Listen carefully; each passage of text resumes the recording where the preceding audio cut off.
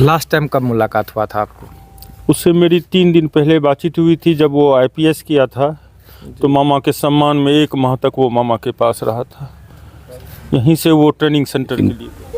पिता होने के नाते दुर्घटना के कारण की जरूर हम जांच की अपेक्षा करते हैं। अभिभावक को किस तरह से सम्मान किया जाए, इतने बड़े पद पर रहने के बावजूद भी जब कभी गांव आते थे, अपने ननिहाल आते थे, रिश्तेदारों के यहाँ आते थे, तो वो कभी भी अपने व्यवहार में कोई परिवर्तन नहीं करते। हमारे साथ जिस व्यक्ति को आप देख रहे हैं, यह साधारण व्यक्ति नहीं है। हालांकि यह भी एसडीएम है और इनके बेटे हर्षवर्धन एक आईपीएस अधिकारी होते हैं। और रविवार के दिन ही, हालांकि अगले दिन सोमवार को अपना पोस्टिंग के पद स्थापित करते, लेकिन उससे एक दिन पहले रविवार को ही घटना हो जाता है, सड़क हादसे में जान चले जाता है। इस समय मैं अपनी व्यथा को शब्दों के माध्यम से व्यक्त करने में असमर्थ हूँ। आपके अगर कोई और प्रश्न हो तो आप पूछ सकते हैं। आपका बेटे का जान चले गया टायर फटने की वजह से, यह हालांकि अभी देश भर में चल रहा है। आपको कैसे पता चला इस घटना के बारे में?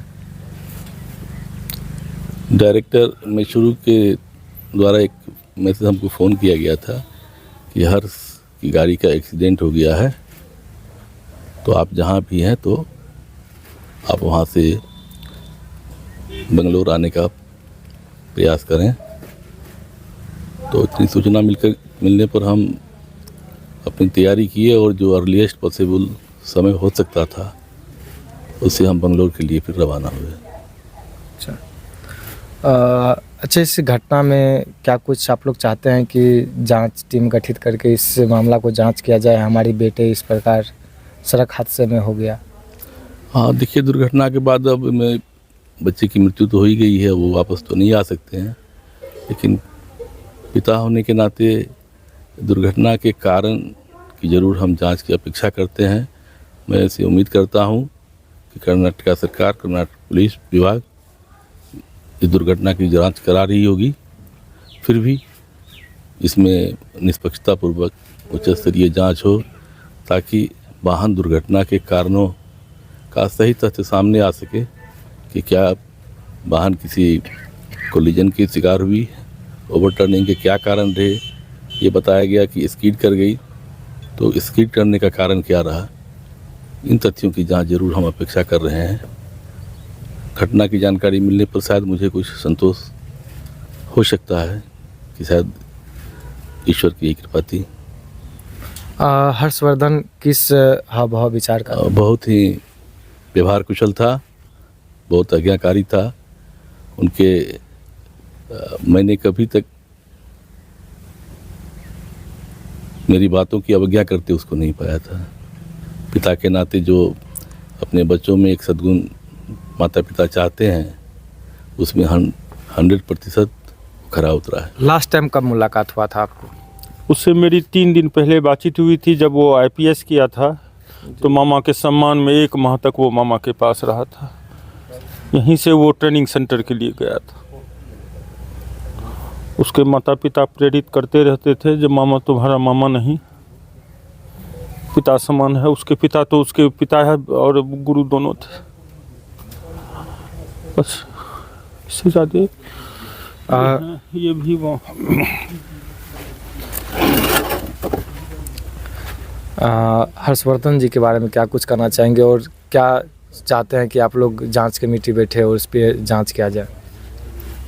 जहाँ तक हर्षवर्धन का सवाल है, तो वो साधारण प्रतिभाशाली नौजवान नहीं थे, बल्कि उनके रग रग में अपने माता पिता का कर्तव्य और माता पिता के द्वारा सिखाए गए मार्ग पर चलने का उसका एक अद्भुत प्रतिभा उसमें विकसित था। और वो बचपन से ही काफ़ी कुशाग्र बुद्धि के थे और मेधावी थे।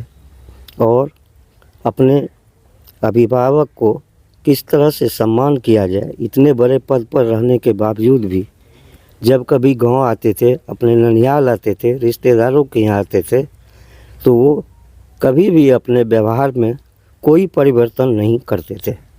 इतने बड़े मुकाम पर पहुंचने के बाद भी उन्होंने जो अपना कर्तव्य निभाया, आज हम लोग उस कर्तव्य के कायल हैं।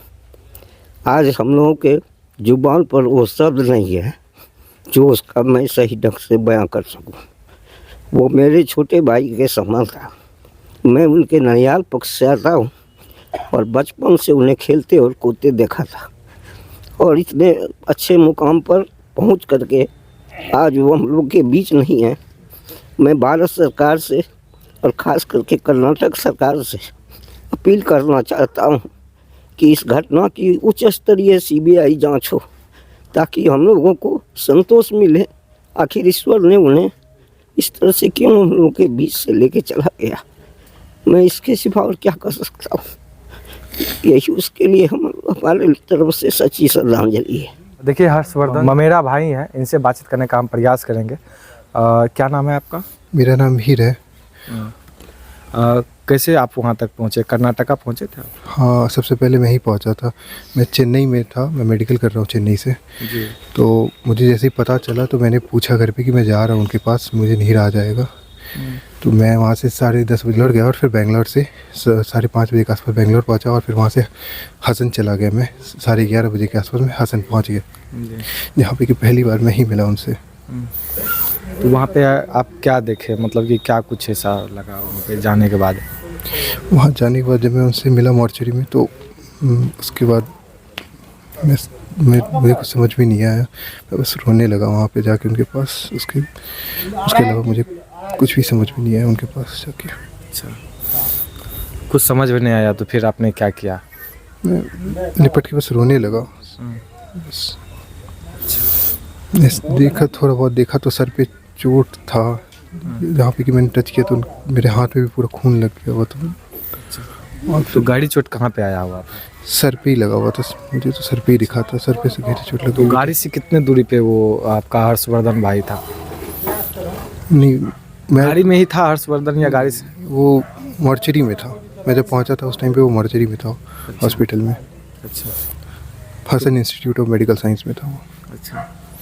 तो हॉस्पिटल जाने से ही मतलब कि सांसें उनकी रुक गई? हाँ, जो मुझे पता है उस हिसाब से तो यही हुआ है कि हॉस्पिटल ले जाया गया, उसके बाद उनकी डेथ हो गई। ज़्यादा जानकारी इस बारे में। कर्नाटका सरकार से आप क्या मांग करना चाहते हैं, क्या करना चाहेंगे उनको? मैं चाहूँगा कि जो भी घटना है, मुझे बस सच्चाई पता चल जाए कि क्या हुआ था वहाँ पे, कैसे ओवर स्पीडिंग हो गई। जो बच्चा ओवर स्पीडिंग करवाना ही नहीं जानता था, जो डांट देता था ड्राइवर को कि ओवर स्पीड नहीं करना है, उसके ऊपर ओवर स्पीडिंग का। क्योंकि मैं हर रिपोर्ट पढ़ता हूँ तो हर जगह यही लिखा रहता है कि ओवर स्पीडिंग हो गई, कहीं बोल रहे टायर फट गई। पहले स्टार्टिंग में द हिंदू ने ही रिपोर्ट किया था, उन्होंने लिखा था टायर बस्ट हुआ, उसके बाद गाड़ी पलटी है। बट अभी ये चल रहा है रिपोर्ट में कि ओवर स्पीडिंग थी, और ओवर स्पीडिंग का चार्ज भी कर दिया गया है जो ड्राइवर था उसके ऊपर। तो फिर जब गाड़ी पलटी तो ड्राइवर को माइनर चोट लगा है, इनको इतना ज़्यादा इंजरी की वो फिर होश में भी नहीं है, हॉस्पिटल चले। बस मुझे सब कुछ की सच्चाई जाननी है कि क्या हुआ था वहाँ पे। चलो हुआ क्या था वहाँ पे? हाँ, ये मुझे जानना है कि वहाँ पे हुआ क्या था। उस टाइम पे मैं किसी से पूछ नहीं पाया, क्योंकि एक बार जब मैंने उनको देख लिया उसके बाद मुझे कुछ समझ में ही नहीं आया। मैं बिल्कुल खो सा गया था वहाँ पे। देखिए देश भर में यही सारा खबर चल रहा है कि टायर फटने की वजह से उनकी जान चले गई, लेकिन परिवार के लोग वो कहीं ना कहीं जांच की मांग कर रहे हैं।